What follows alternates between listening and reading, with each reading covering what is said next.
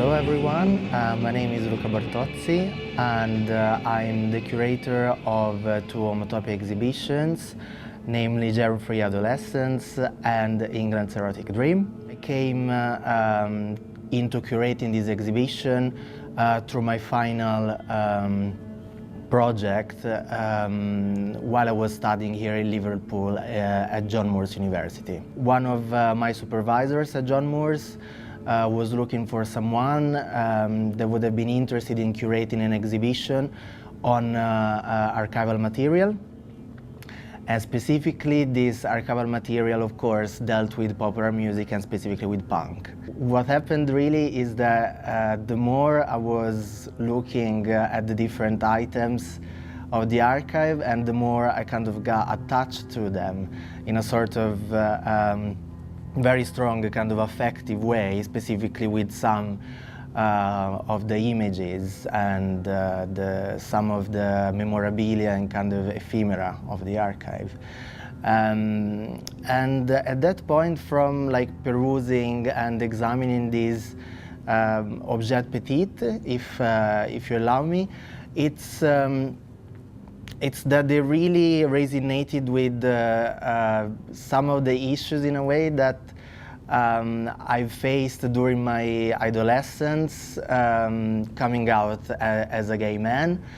And in a way they also resonated with some issues related to gender as well, and to the gaze really, to the look, to the way people approach the world in a way.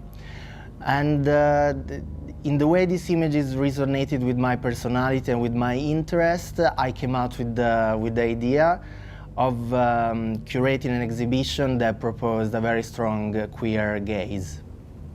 As you can see, some of these pictures, in my view, really portray some of the performative element of punk, while at the same time showing some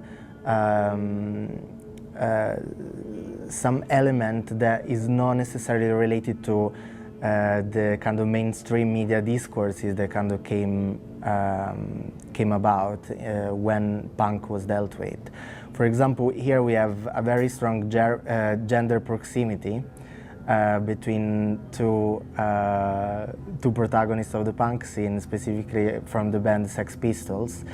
And specifically in the way, for example, the microphone is held, we can see that the playfulness of gender, as well as a sort of subversion towards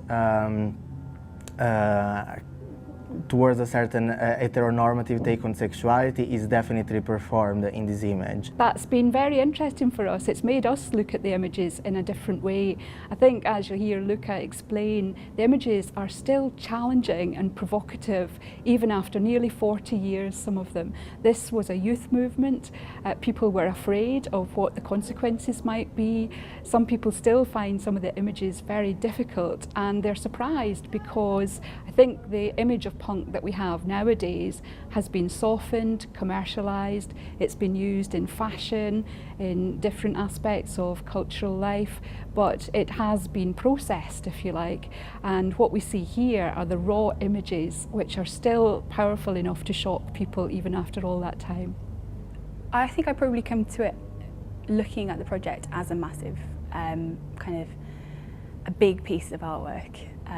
With lots of many components, all the different layers, and I see the material probably very differently to Luca. Luca's described all the artworks, all the kind of photographs in great depth, which I can't do, and I couldn't do it justice. But I see it as kind of themes and how the audience are going to engage with it. So I always see the bigger picture and how it's going to be greeted from the university, from the Met Quarter.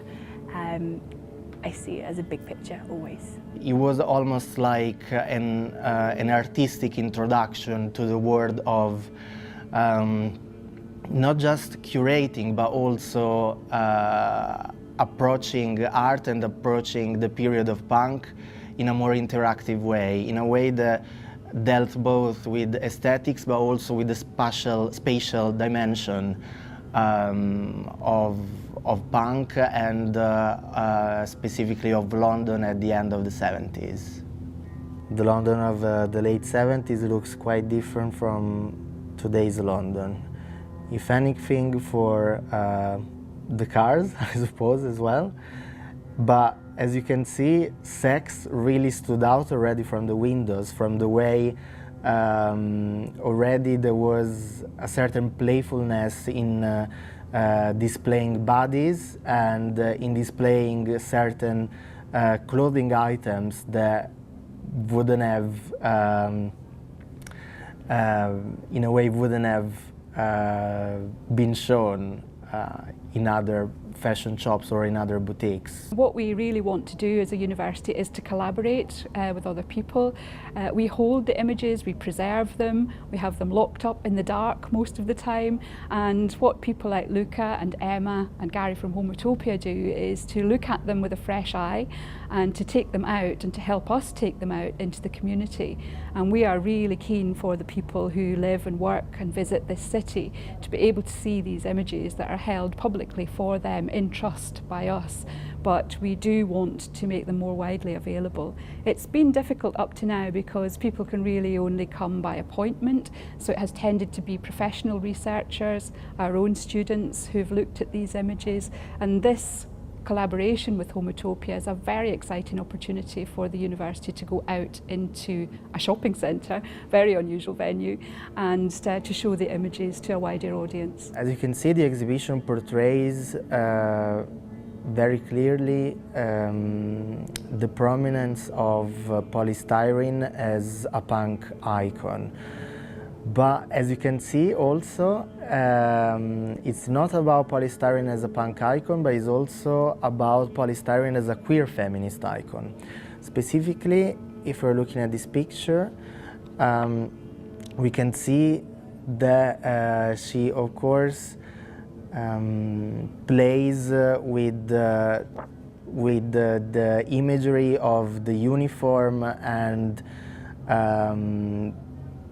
with images of authority in a way. Specifically, I'm thinking about her coat, her button coat and her hat, and also, of course, about the pose that she's taking in this picture.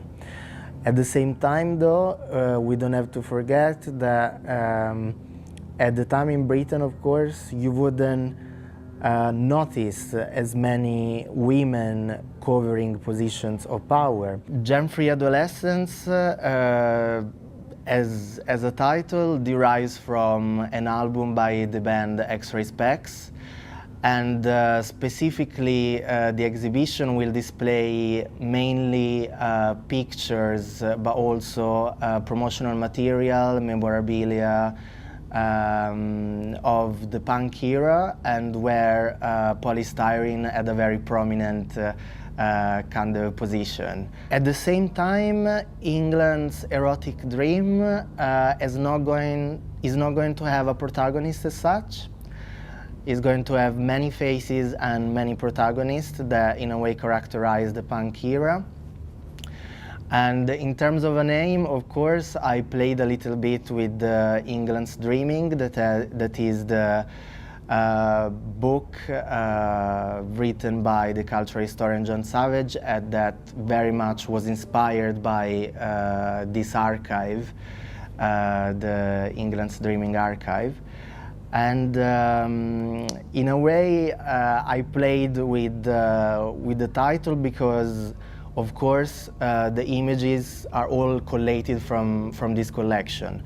At the same time, I wanted to portray a very strong homoerotic kind of gaze on this collection, that not necessarily the images would have portrayed if displayed in different environments, and in a way the selection would have been very different. For example, if someone had to organize an exhibition of this collection, but specifically on performance and on punk, in the phenomenon of punk and its salient moments.